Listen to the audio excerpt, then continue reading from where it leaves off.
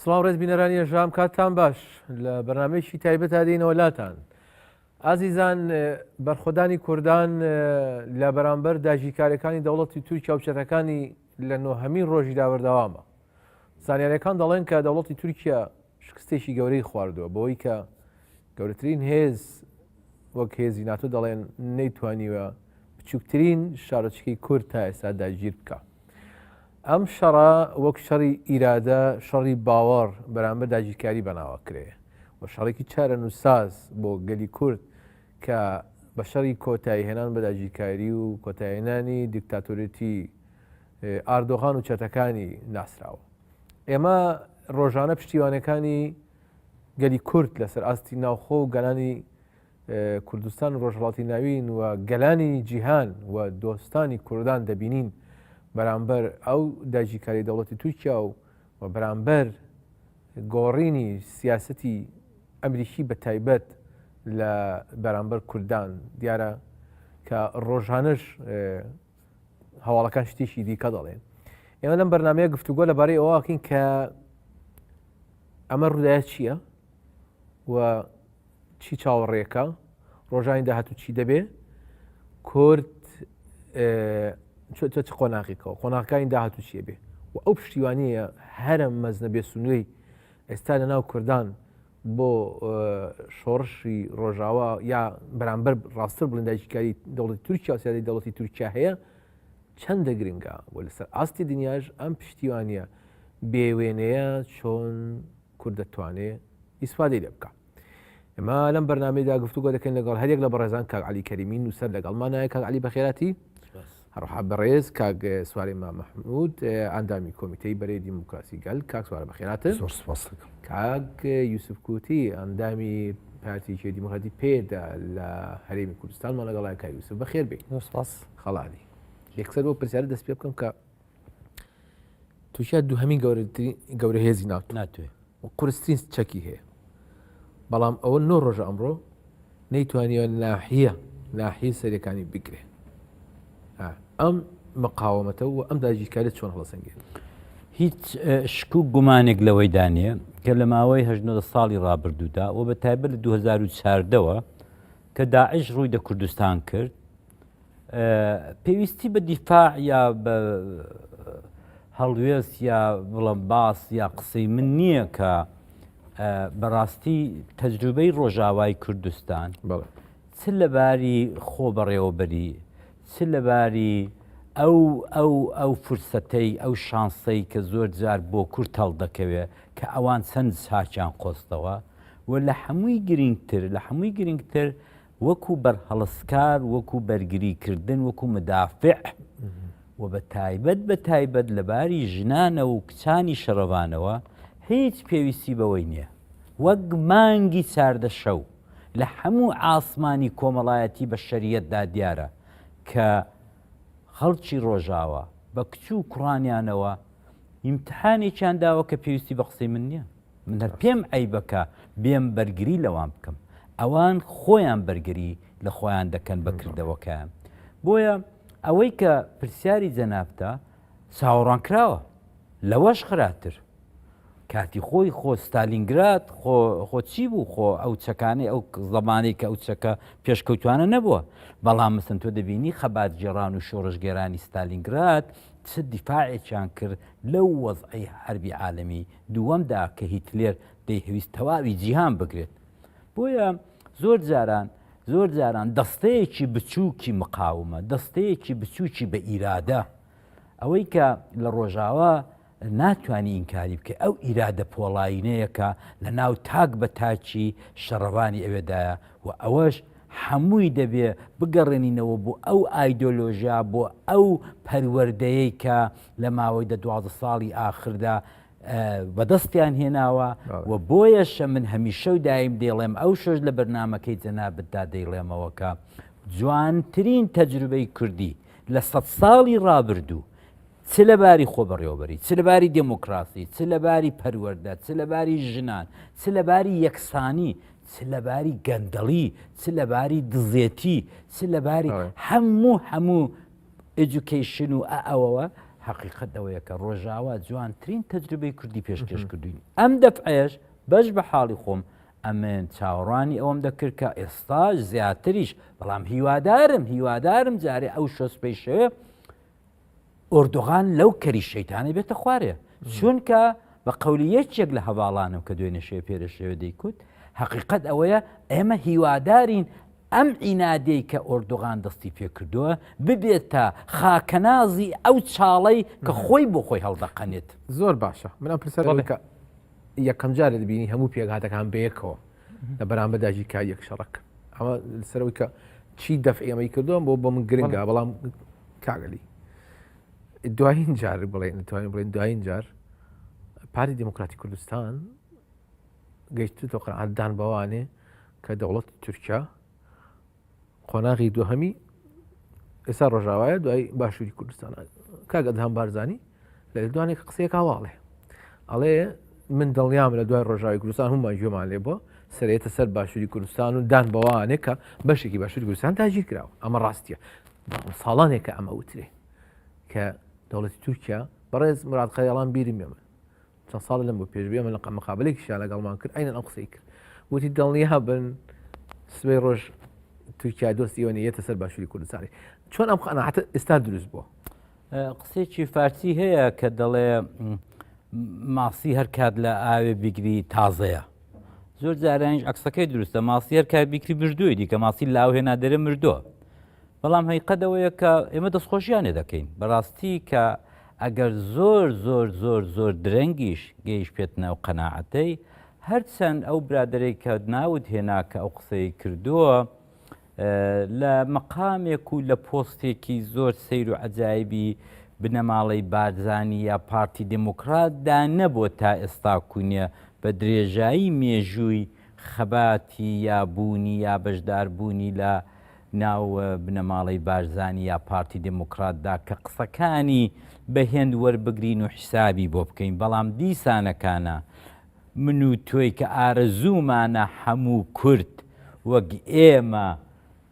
تورک بناسێت دیسانەکانە دەڵێن یەخوا بەخێر بێن سەر و سەر چاوانمان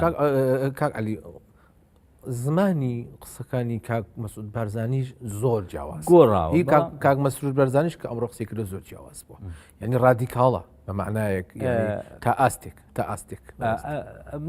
ناڵم یاخوا لەوەی زۆرتر ببینین بەڵام هەیقەدەوەیە کە ئەوان ماوەیەکی زۆر زیاتر لە 10 ساڵ هەروکو لە قسەکانی ئەو برادەرە ڕادەردەکەوێت شەڕیان لەگەڵ ئێمە کرد ئێمە بربەرەکانی وەکو نووسەر و وەکو نوخبە و وەکو هەرچی فعال و چالاکی سیاسی خۆشی ئیشارەی پێکردووە کە ئێمە زۆرمان هاوار کرد کە تورک ناتوانێت دەوڵەتی تورک مەبەستم تورک نییە مەبەست دەوڵەتی تورک ناتوانێت دۆستی کورد بێ ئەوانە بە خێن و بە زەڕات و بە جینات ڕقیان لە کووردا و نایهەوێ ئەو دەسەڵاتەی تورکیا کورد بۆی هەبێ هەناسەش بچێشێ ئەوەی ئیسپات کردو دنیا بە سەدانی وەکو چامسکی و چێ ئەو شاهیدێمان بۆ دەدەن کە توریەکێکوەکو ماندێلایە کە ویستیان خەڵاتی بکەن و فری بدەن چۆنی جوابدا هەمومان دەزانین ئەوەی کە زۆر درەنگی پێگەیشت ئەوەی کە لە باشووری کوردستان دەو چەند ساڵی ئاخرێ باشووری کوردستان و ملحقاتی سەر ببنەماڵەی بارزانی بەداخەوە زۆر درەنگ بەو ڕاستیە گەیشتن کاتێک بەو ڕاستیە گەیشتن کە تەنانەت کە ڕێفراندۆم کراوە ئەوان بە دۆستی دەرەجەیەکی بنەماڵەی بارزانی تورکیان لە قەڵەم دەداوە تەنانەت هەرچی هەیان بوو بەرووبوومی نەوتیان هەروە بە احتمادەوە ئەوەندە بە دۆستی خۆیان دەزانی کە ڕەوانەی تورکیا و بەندەری جیحانیان دەکرد هەموو دیتمان کە لە ڕێفراندۆمدا ئەم دۆستن گیانی بە گیانی بنەماڵەی بارزانی چەند نامردانە تۆ پێوانی بەش یەکەم هەڵوێستی ئێستای پارتی ڕێفراندۆم بە ڕێفراندۆمەوە هەبێ کە ئەردۆغان زۆر بێڕێزی من باوەڕ نازانیش کرد یعنی کاک سەلام من باوەڕ ناکەم من گەیشتمە یەقین ئەگەر ڕێفراندۆمیشمان نەکرد بە ئەگەر ئەمە مەسەلەی پەیەدەژ نەبایە مەسەلەی ڕۆژاواژ نەبێت ئەم دەسەڵاتە ئەم فکرەی کە ئەمڕۆکانە تورکیا بڕێوە دەبا دژی مناڵی کوردیش ئەمە بەس ئەوە نەبوو کاری بام ڕوونیکەوە بەس دژی مناڵی کوردیش ئەمە ڕاستە مە بەسی من ئەوە بوو ئێستا کە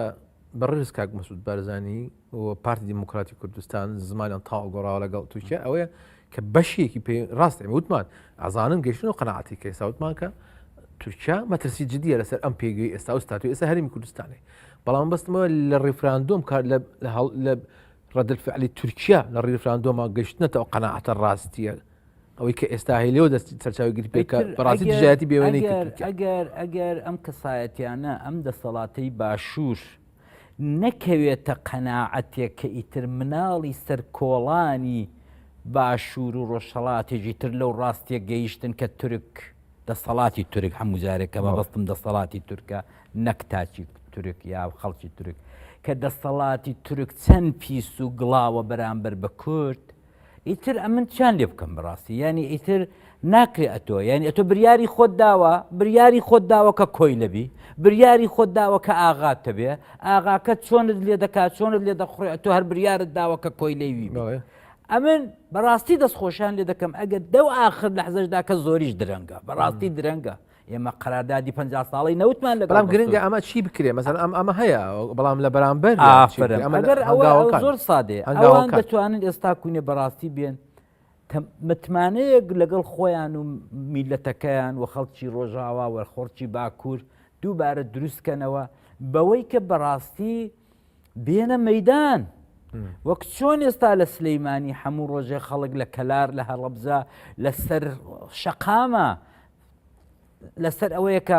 ئێمە ئێستا کەمپینێکی فراوانمان دەست پێ کردو بۆ بایکۆتی شتومەکی تورکیا ئێمە هەموو دەزانین ئەوڕۆ لە دنیای مۆدێرندا ئەمن ئەگەر تۆ بمهێت تۆ بڕوخێنم دەبێت لەباری ئەکۆنۆمیەوە بدڕوخێنم دەنا ئەتۆ لەباری فیزیکیەوە لە ناو ناچی حقیقت ئەوەیە ئەو ڕۆکانە دەوڵەتی تورک حتا خوا حەز بکە لە خەتەردایە و یەک پاڵی پچووکی ئابووری دەتوانێت پشتی ئۆردۆغان و دەوڵەتەکەی بشکێنێت و ئەوە بەشێکی زۆری هەمومان دەزانین کە هەر لە ساڵی 2023 و پێشتریش بە ڕێگایەکی شاڕێی ئابووری لە هەرێمی کوردستانەوە بۆ خواروی عێراق دەستی پێ کردووە و بەدەیان میلیارد دۆلار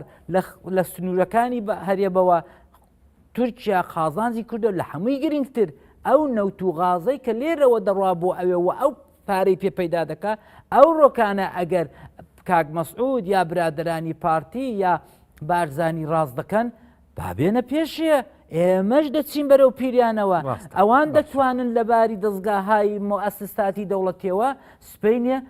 بایکۆتی هەموو سوپەرمارکێت حتمما ئەو شەڕی ئێستا لە ڕۆژاوی کوردستانەگەری بەم قساداکرێن حقیقەت ئێسابدان بەوا بنێ بەم ئابووری لێرە بەدەستیخا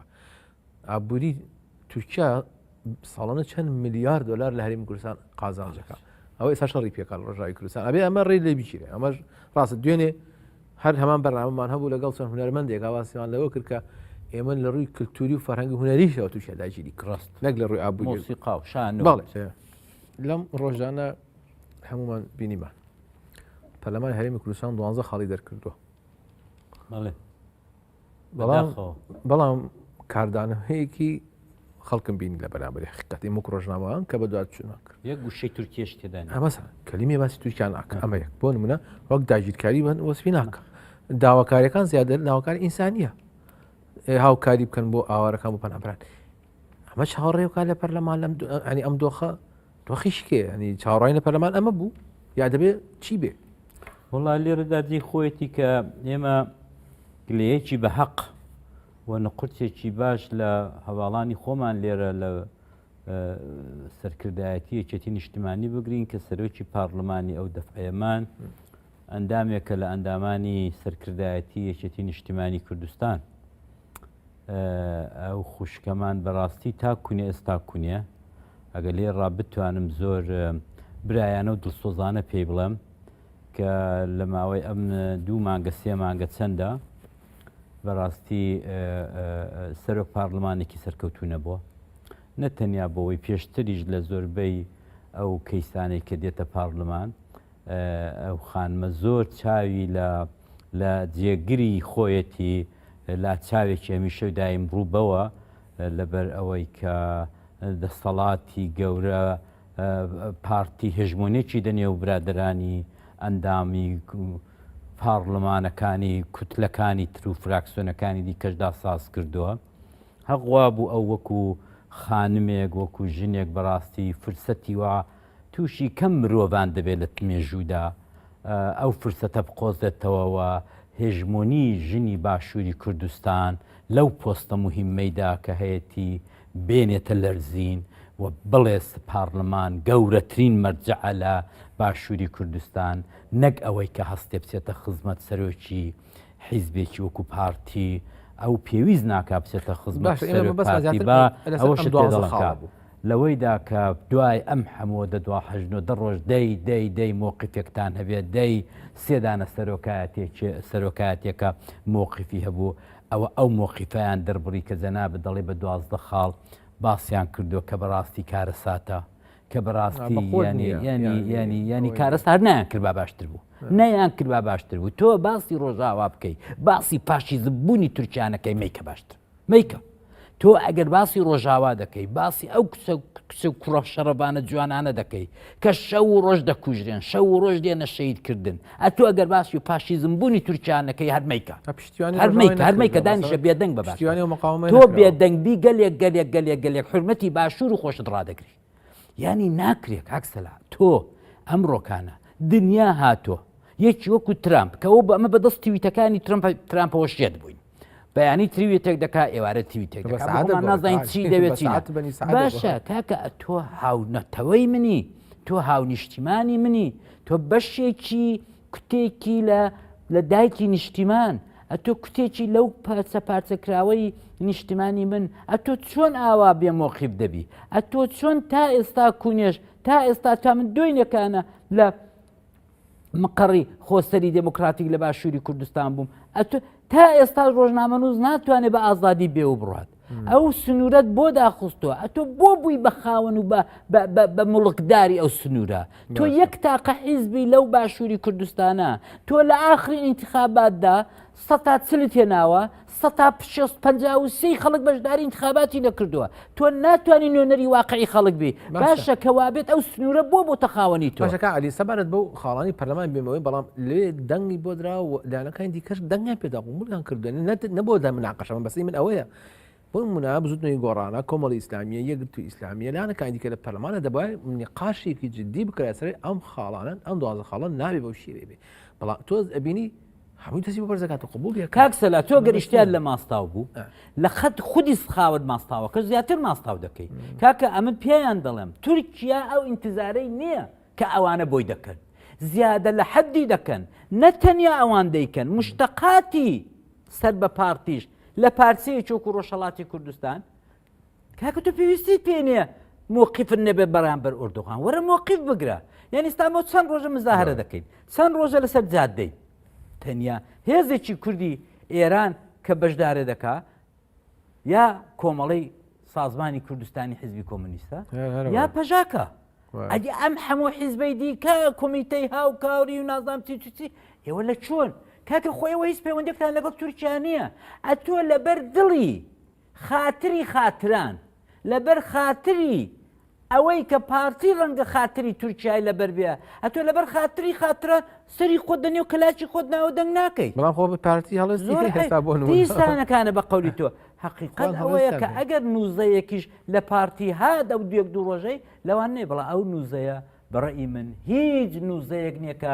دەرد و دەرمانی ڕۆژاوای کوردستان بکات دەرد و چاوەڕانەکان زیاترە چاوەڕانەکان زۆر لەوە زیاتر بۆ چونکە دەزانین چۆنە ئەتۆ هەتا سترەت گەورەتر بێت هەتا سترەت گەورەتر بێت خەڵک چاوەڕانی زۆرتی لە تۆ هەیە پارتی ئەمڕۆکانە دەسەڵاتی تەقریبەن بڵێن 180 مطلقی کوردستانی بەدەستەوە گرتو ئەوە پارلەمان دەبینی خۆیەتی 11 کورسی لێرەیدا هەمیشە و دایم دەتوانێت بەکاری بێنێت پوڵ و پارە و نەوت بەدەست خۆیەتی ئەتۆ هیچ نەبا جارێ ئەو نەوتەت ڕاگرپایە کاکە بەغدا پێشوازی لێ دەکردی چونکە بەشێکی زۆری نەوتی عێراقیش بە لولەی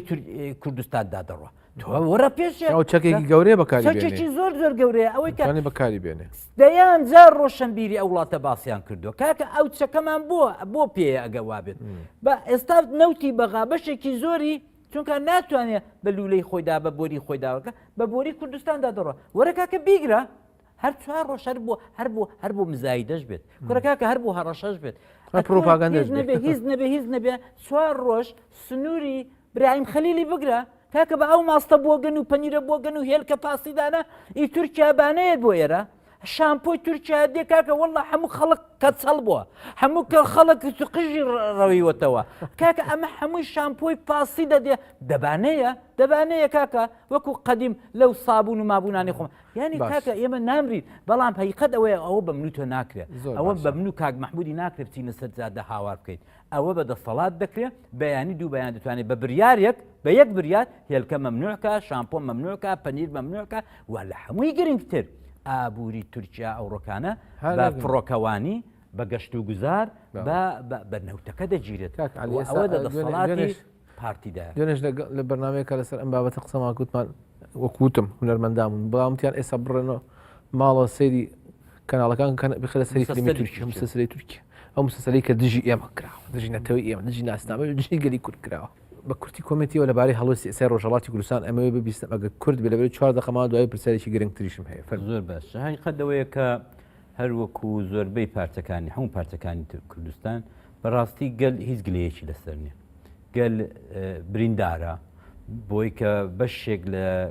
لە جسمی لە پارچەیەکی تر بریندارە بەر هێرشێکی ناحەزان کەوتووە و لە پارچەکانی تریش ئەو تیم ئەو زامە بە سۆیە بەڕاستی و یەکێک لەو پارتانەی کە بەڕاستی لەو چەند ڕۆژی ڕابردوودا لەژێر پەت و سێدارە لەژێر ئەم هەموو دەستگای پۆلیسی کۆماری ئیسلامیدا توانیان بێنە سەرجادەوە لە زۆر شارەکانی ڕۆژهەڵاتی کوردستان تەنانەت کوردانی تاران هاتن بەڕاستی بێوێنە بۆ بەڕاستی شعارەکان شارە زۆرە شارەکانیان لە چ فشاری ئابووری چ فشاری پۆلیسی چ فشاری ئەعدام و پەت و سێدارە بەڵام بەڕاستی حقیقت ئەوەیە کە ئێمە زۆربەشی زۆرمان چاوەڕوانیەکانمان لە باشوورە بۆ چونکە باشوور حکوومەتێکی خۆجێیمان هەیە حکوومەتی خۆت بێت لەگەڵ گەل لە وڵاتێکی داگیرکراوی وەکو کوردستانی ئێرانێ لە ڕۆژهەڵات یا لە باکوور کە ئەو بۆ خۆتان دەزان لە باکوور چەند زەحمەتەکە بتوانین لە شارێکی وەکووان بێ هەموو بوو بە سەرباز باکوور بەڵام ئەوەی کە لێ زۆرتر جێگای ئومێدە بوو هەر چوار پارچەی کوردستان حقیقەتەوە باشوور بوو باشوور دەسەڵاتەکەی خۆمانە پۆلیسمان بێگانە نییە پۆلیسمان پۆلیسی خۆمانە کوڕی خۆمانە لێمان گەڕێن ئێوە ژۆرنە سەرجادە تاکەی ئەو سەرکردانە لە ماڵە دانیشتون و لە تەلەڤیزیۆنەوە ئەوە دەکەن وەرن لەگەڵمان دەست دە قۆڵ یەکترکەین لە سۆڵەکە ڕاوابچین بۆ باغی گشتی مەبەستم ئەوەیە ئەو برادرانە دەوێت بەڕاستی بەیانی مزاهرێکی گەورەیە زۆربەی گروپەکانی پشتیوانی لە ڕۆژاوە سپینە لە سەعادوونی و لە سلەیمانی لە شارەکانی دیکەک لە کەرار لە هەڵەبجە لە زۆر و شار و شارۆچکە هیوادارم لە هەولێریش بکرێت ئەمە سبینە سەعادوون و سەرداستەری مزاهرە دەکەین بۆ دیفاع لە خوشک و براکانمان لە ڕۆژاوای کوردستان سەعادوونی تکایە هەموو بەرپرسەکان هەموو مەسوولەکان ئەوانەی کە پێتان خۆشە لەگەڵ خەڵک تێکەڵاو بن وەرنە سەرجادە وەرنە سەهۆڵەکەی پێتان عیب نەبێ کەس ترێتان ناکە کەس لێتان نادا وەرن پێکەوە دەست بە خۆڵ یەکترکە بۆ پرسیارمە کوتای بێ سبینی کۆنگرێتی کوردستان کەنەکە لە کۆنگرێتی لە هۆڵەندا کۆنگرێت جوای خۆی بەستی یەکەم ڕۆژەی هێرشی کە بەسەر ڕۆژاوی کوردستان کراهیتە لە سەرەتاکانە کاکۆسەر ڕەسوڵیش لە دوانێکی داوتی من داواکەم دەست پێشخەریەکەم بۆ کۆبنەوەی لوتکەی کوردان حیزبە سیاسیەکان کۆگرێنێتەوەی ئەمە ببەسترێ بەسمەوەی چۆنەکە ئەمە ببێ ئەمە ئیتر ئەبێ ببێ وەختەکەی